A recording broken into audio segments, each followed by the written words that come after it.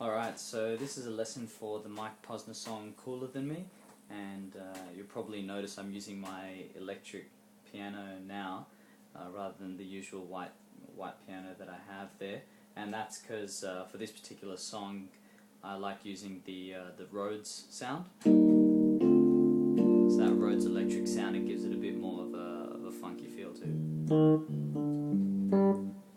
Now the idea here is to give you guys the basic building blocks to be able to play this song. It's a fantastic song. It's based on a very simple chord progression, but obviously a lot of the effect of it comes from the production, so the cool synths that they use, the cool drum sounds and that whole arrangement. So if you're playing it in an acoustic sort of setting with just a piano or whatever, then you want to be able to just know the chord progressions, and you want to be able to embellish it in whatever way feels right for you.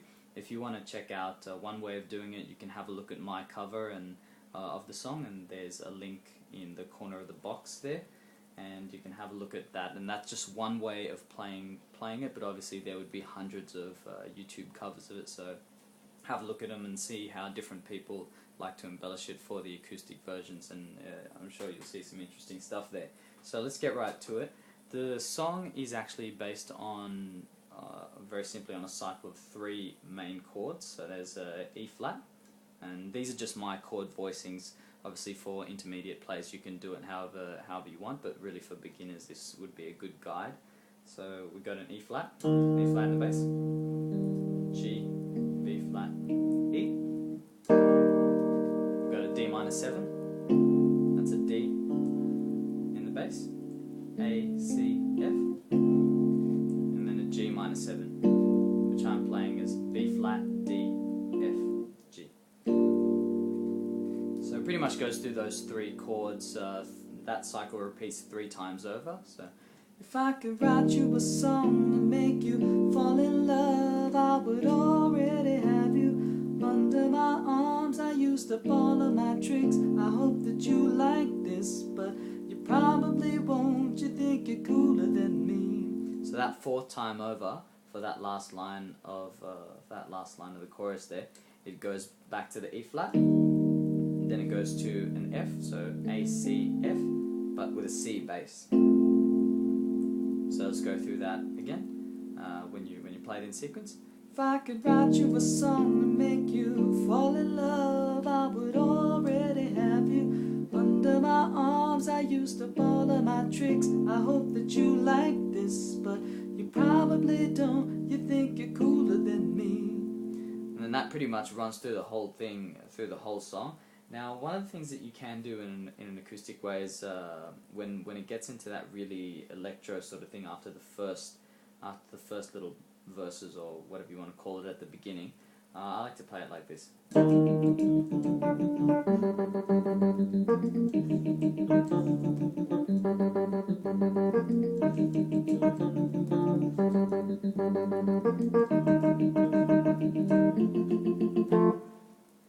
Hopefully you'll sort of you'll sort of recall what section I'm playing there in terms of how it matches with the original.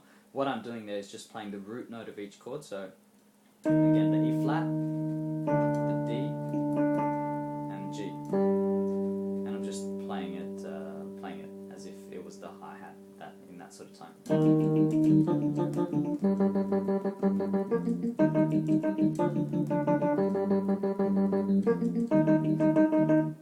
And on it goes. So that's pretty much the building blocks there of the song, and that runs through the whole song. Now in the radio version there is also a bridge section. I believe there's some extra lyrics and stuff in that album section, but we'll just go through the bridge section in for the radio version, and it's like this. 'Cause it sure seems you got no doubt, and it sure seems you got your head in the clouds. So that's sort of the sequence there, and the chords there are a C minor 7, that's G, B flat, E flat, that's an A, C, F, the D bass, that's a D minor 7, then E flat 7, so that's a B flat, D, G, like a G minor chord on an E flat bass, and then an F, straight F, A, C, F, and that runs over twice. So if you embellish it, you can make it sound like this. It sure seems you got no doubt, and it sure seems you got your head in the clouds, and on it goes like that, and then it goes back to the if I could write you a song to make you fall in love, da da da da da da da da. And that's pretty much the basic blocks of the song.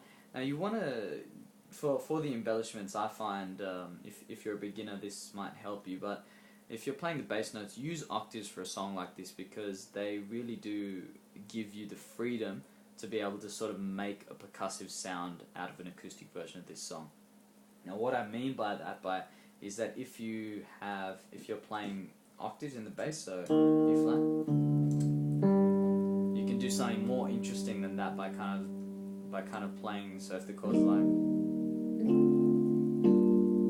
you can give it some beat.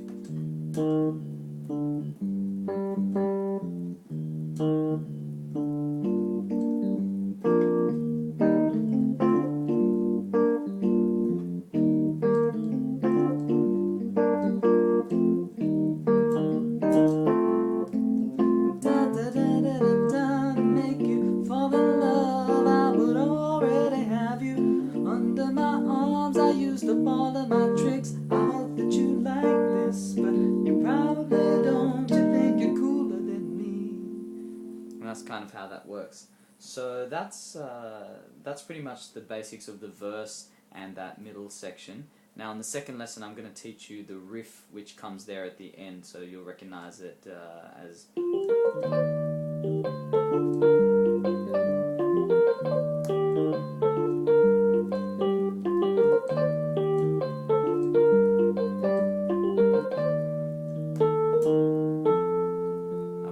note wrong there.